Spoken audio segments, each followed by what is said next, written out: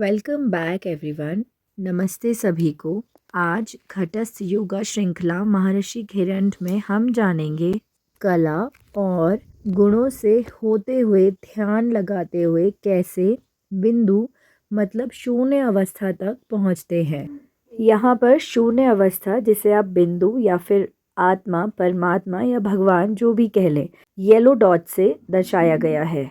अभी तक हमने देखा कि हमारा मन बाहरी विषयों पे था और नीचे वाले चित्र में अब हम अपने मन को आंतरिक विषयों की ओर ले जा रहे हैं, जो प्रत्याहार की प्रारंभिक स्थिति है और चेतना की गहराई में और अंदर जाना ध्यान की अवस्था कहलाएगा। और इस ध्यान की अवस्था में मन, बुद्धि और चित्त का संबंध समझेंगे। चलिए समझने की कोशिश करते हैं। कला जैसे मन, चित्त, अहंकार और बुद्धि गुणों से मिलते हुए, गुण जैसे रजस, तमस और सत्व से मिलते हुए बिंदु यानी कि शून्य अवस्था तक पहुंचते हैं। शून्य अवस्था तक पहुंचने के लिए सब कुछ सजगता यानी कि हमारी सजगता पर, अवेयरनेस पर निर्भर करता है।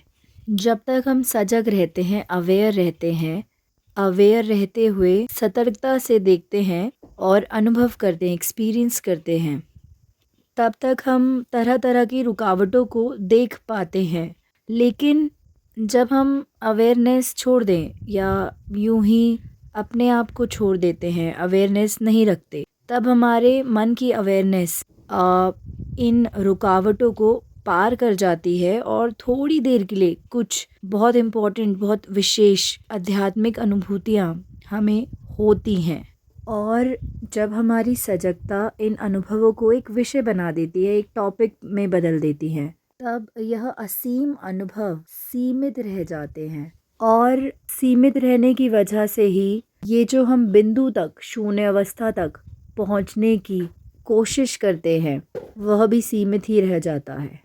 अभी तक हमने ध्यान की प्रक्रिया को समझने का प्रयास करते हुए मन, बुद्धि और चित्त को समझा।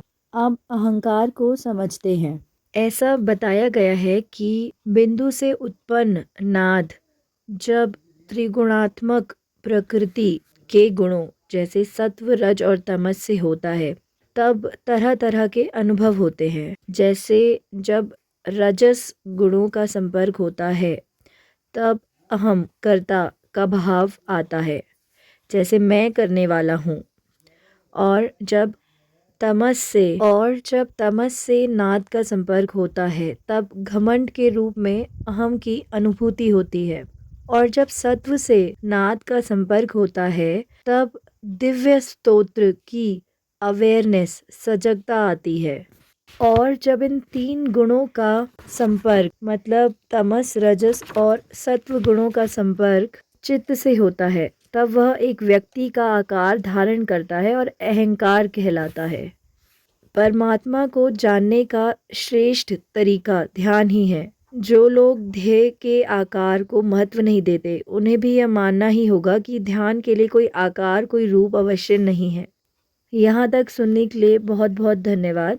और कल हम जारी रखेंगे स्थूल ध्यान करने का दूसरा तरीका, जो कि सहस्त्रार चक्र पर ध्यान करना होता है।